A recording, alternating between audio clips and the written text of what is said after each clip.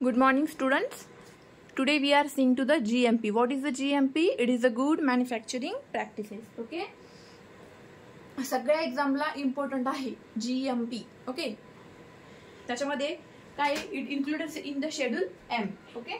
Schedule M मध्ये include केले जातात. त्यानंतर त्यामध्ये परत दोन टाइप्स पडतात, एक पार्ट 1 आणि एक पार्ट 2. तर शेड्यूल M मध्ये काय आहे, परत 4 आहेत, M1, M2 आणि M3. तर M1 मध्ये काय इन्क्लुडेड केले जातात, the medicines of the and pharmaceutical products. Okay. The next one is what is the M1. तर M1 मध्ये काय आहे, होमिओपॅथिक मेडिसिन्स इन्क्लुडेड केले जातात. त्यानंतर M2 मध्ये काय आहे, cosmetics included in the M2. Okay. Then M3 मध्ये काय आहे, devices and the in vitro diagnostic devices which included in the M3. त्यानंतर काय, लास्ट टाइम बीपीआर वर प्रश्न विचारला होता बघा. तर काय होतं, बॅच प्रोसेसिंग रेकॉर्ड, फक्त लॉंग फॉर्म वर प्रश्न विचारला होता. तर हे काय आहे, बॅच प्रोसेसिंग रेकॉर्ड. ओके. नंतर एसएमएफ, आता ह्या वर्षी एसएमएफ वर येऊ शकतो असं मला वाटतं. काय, it is a site master file. Okay. So हे लक्षात ठेवा, लॉंग फॉर्म लक्षात ठेवा, लास्ट टाइम विचारलेलं आहे बीपीआर वर DMER ला. नंतर काय आहे, पार्ट 1 आणि पार्ट 2.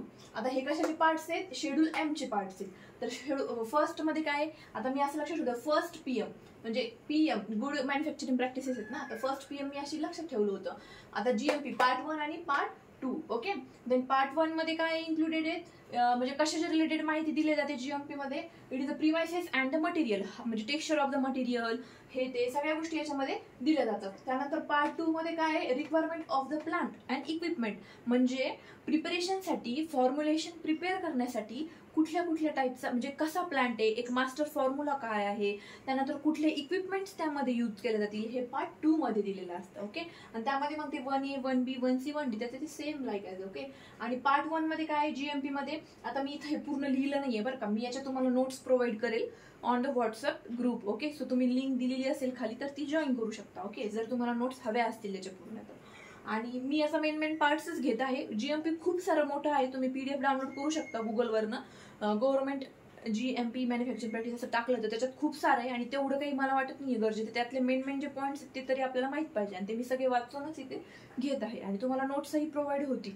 सो तुम्ही व्हॉट्सअप लिंकवरनं ते जॉईन करा. त्यानंतर काय आहे, याच्यामध्ये आता 6 पार्ट पडतात. ओके. सो पार्ट 1 मध्ये याच्यामध्ये काय, प्रिमायसेस अँड मटेरियल. तर पार्ट 1 मध्ये काय आहे की स्पेसिफिक रिक्वायरमेंट दिलेली आहे, specific requirement for the sterile product साठी. What it is the sterile product. Okay. Specific requirement for the sterile product दिलेले. पार्ट 1B मध्ये काय दिलंय, ओरल, मतलब specific requirement for the oral solid dosage form. Oral solid dosage form. Same for part C मध्ये काय आहे, the specific requirement for the what, the याच्यामध्ये liquid dosage form साठी दिलेली आहे. देन पार्ट D मध्ये काय दिलेलं आहे, the specific requirement for the topical products. D मध्ये काय आहे, टॉपिकल प्रोडक्ट्स आहे. ओके. आणि E मध्ये काय दिलेलं आहे, E मध्ये material, the specific requirement for the metal dose inhaler. जे मेटल डोस इनहेलर आहेत ते कशामध्ये दिलेले आहेत, E मध्ये दिलेले आहेत बरं का. आणि F मध्ये काय दिलेले, API तर आपल्याला माहिती आहे, ऍक्टिव्ह फार्मास्युटिकल इन्ग्रेडियंट्स, म्हणजे बल्क ऑफ द ड्रग जे आहे, बल्क ड्रग आपण त्यांना म्हणतो, ते पार्ट F मध्ये दिलेले आहेत. हे सर्व काय झाले, पार्ट 1 चे परत सब टाइप्स झाले. आणि पार्ट 2 मध्ये तर माहिती आहे आपल्याला काय रिक्वायरमेंट आहे आणि इक्विपमेंट्स, म्हणजे प्लांट आणि इक्विपमेंट्स, हे पार्ट 2 मध्ये आहे. त्यानंतर काय माहिती का, एक चार्ट आहे बघा स्टेराईल प्रोडक्ट्सचा. तर तो मी ते क्लास 100 ते जे आहे ना, त्यामध्ये 1000 क्लास 1000 ते सगळं दिलेलं आहे. तो चार्ट मी तुम्हाला नोट्स मध्ये प्रोव्हाइड करेल. त्याच्यात काही बघण्यासारखं इथं नाहीये, इन ऑपरेशन आणि बिफोर इट ऍटलिस्ट. आणि त्यानंतर मग गुड मॅन्युफॅक्चरिंग प्रॅक्टिसेस मध्ये काय, द इन्व्हायरमेंटल कंडिशन कशी असते, द इन्व्हायरमेंटल मॉनिटरिंग आपण कसं करणार, हे दिलेलं आहे. त्याच्यामध्ये काय येतं, असेप्टिक एरिया. ओके. तर असेप्टिक एरिया म्हणजे काय, की तिथे पूर्ण हायजीन आहे का, तिथला जो मेन हे एरिया आहे तो स्टराईल आहेत का, इक्विपमेंट व्यवस्थित क्लीन आहेत का, त्यानंतर तुम्ही कुठं फॉर्म्युलेशन करताय, त्याच्या आजूबाजूला कुठे इंडस्ट्री तर नाहीये ना, तिथला धूर वगैरे त्याचा काही इफेक्ट होतोय का, त्यानंतर